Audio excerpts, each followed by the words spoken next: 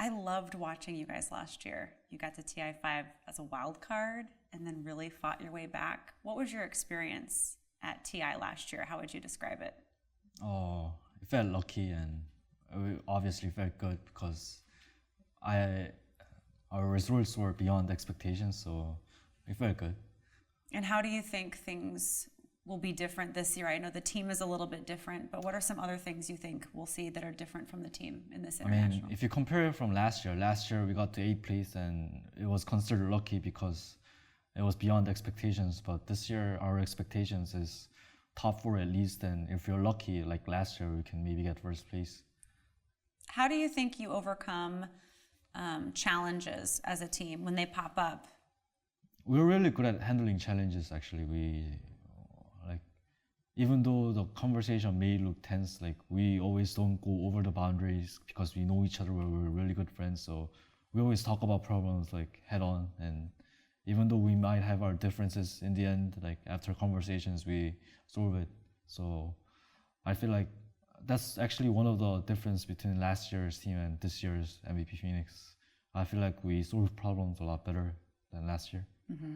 I'm really fascinated by how you came to play in South Korea and play for MVP. You left your family and you took a chance. Yeah. And I know that there was some time when you were, sleeping on couches and how were you able to fight through that time and still be confident? Like, what kept you moving forward? Because that's such a difficult position to be in. I really wanted to make a good Korean team.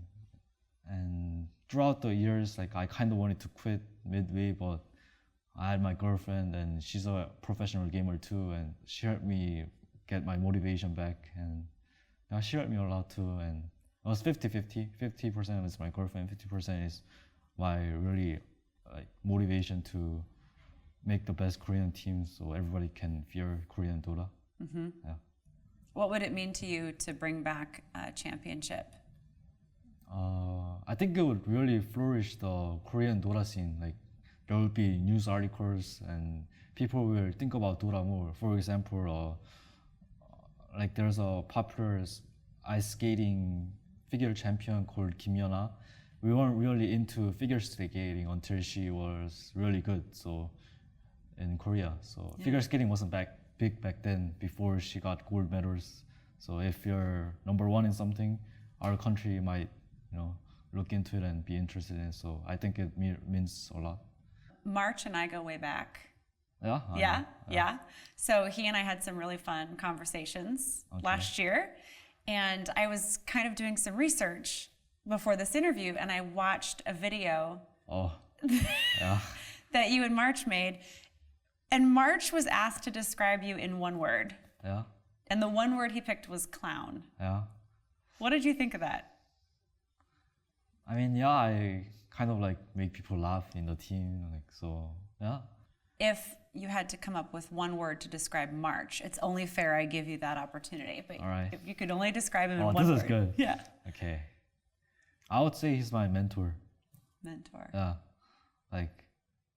Not in Dota. I'm sorry in March, but you didn't teach me anything in Dota. But outside Dota, about teams and about life, I think he's teaching me a lot. Would you ever want to coach?